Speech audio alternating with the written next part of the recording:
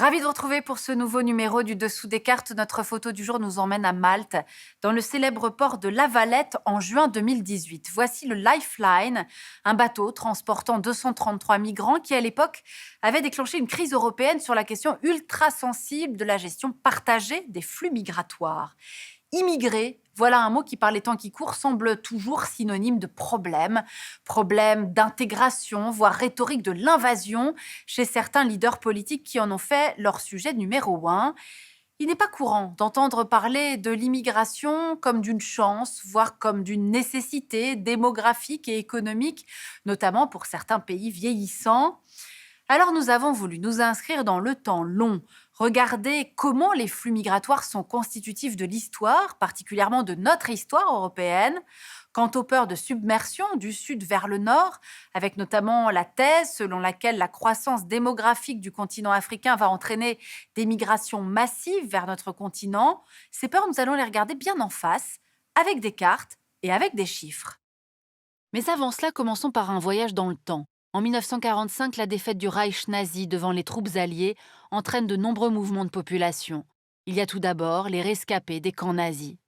Certains rentrent dans leur pays d'origine, notamment pour les populations juives en Ukraine, en Hongrie, en Roumanie ou en France pour les groupes les plus nombreux.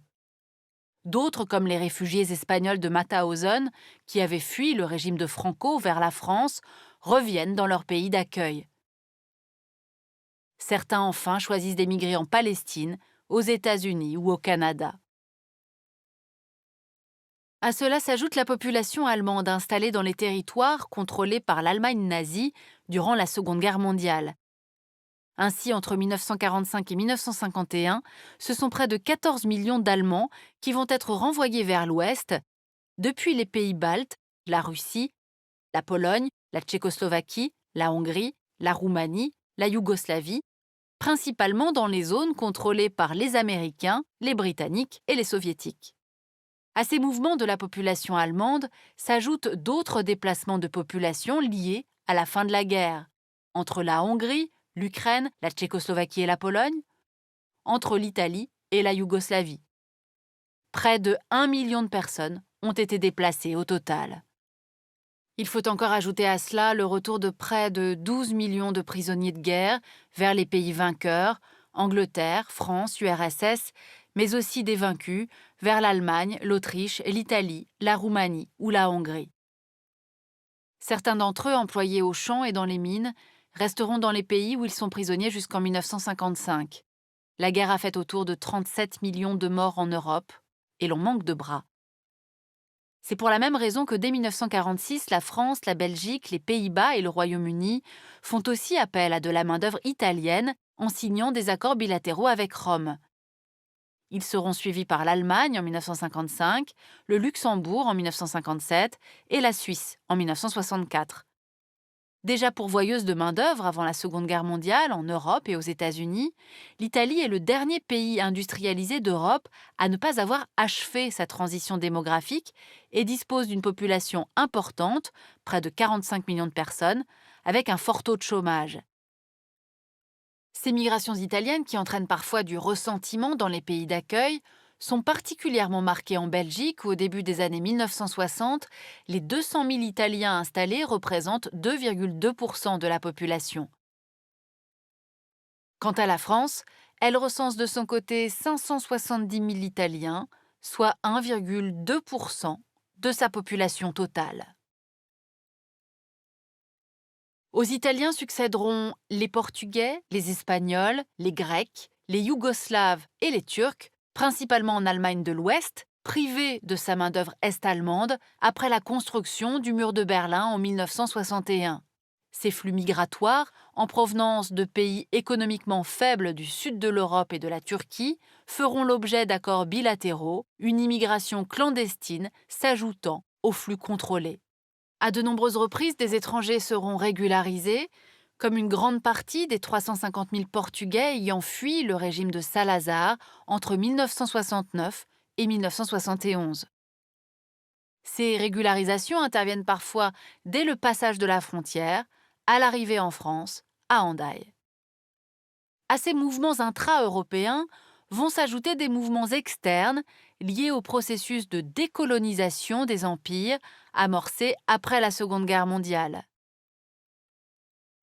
Avec l'indépendance de ces pays, ce sont notamment 230 000 Néerlandais qui arrivent d'Indonésie, auxquels s'ajoutent 13 000 personnes originaires de l'île d'Ambon, 383 000 Belges qui quittent l'actuelle RDC, le Rwanda et le Burundi, et près de 1 million de Français d'Algérie qui arrivent en métropole, auxquels s'ajoutent près de 40 000 Harkis, ces soldats algériens ayant lutté aux côtés de l'armée française.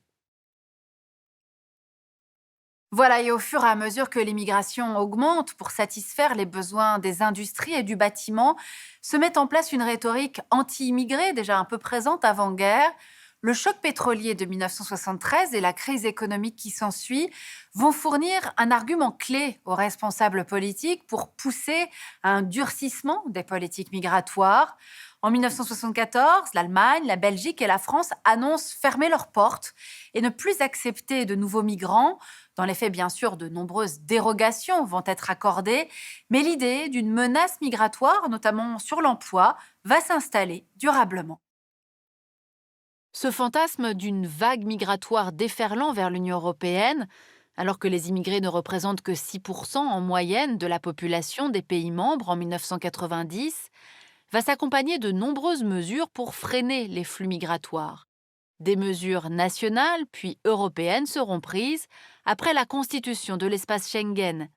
Non-renouvellement de titres de séjour, élargissement de l'obligation de visa pour un grand nombre de ressortissants étrangers, diminution du taux d'octroi du statut de réfugié, renforcement des contrôles d'identité et détention administrative dans des camps, expulsion avec signature d'accords multilatéraux avec les pays d'origine de certains migrants.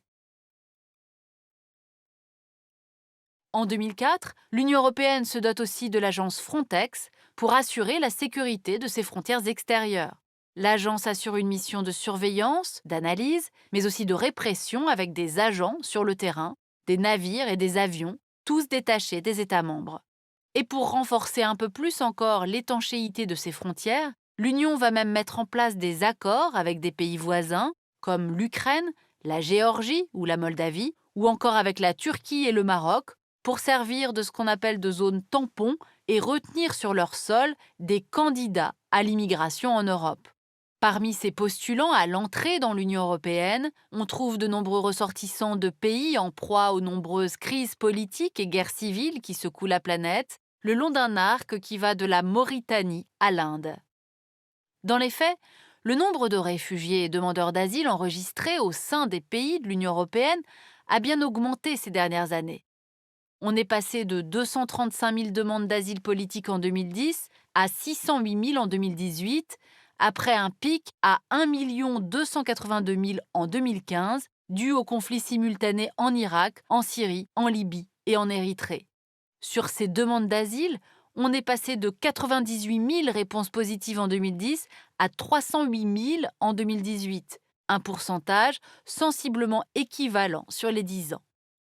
En même temps, il faut avoir conscience qu'au regard des 513,5 millions d'habitants de l'Union européenne, les 3,6 millions de réfugiés, demandeurs d'asile et apatrides qui sont présents sur le sol européen et sont souvent montrés du doigt ne représentent que 0,6% de la population européenne.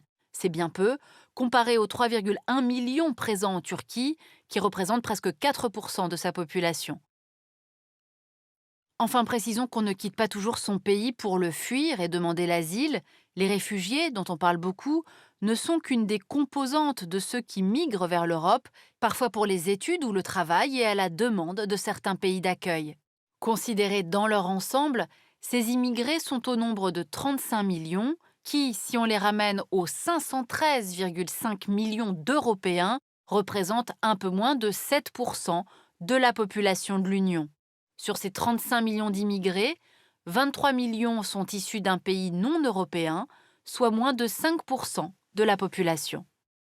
Les pays européens qui accueillent le plus de résidents non européens en pourcentage de population ne sont d'ailleurs pas nécessairement ceux auxquels on pense. Ainsi, c'est la Lettonie qui se classe en tête avec 13,8% de sa population d'immigrés extra-européens, majoritairement russes.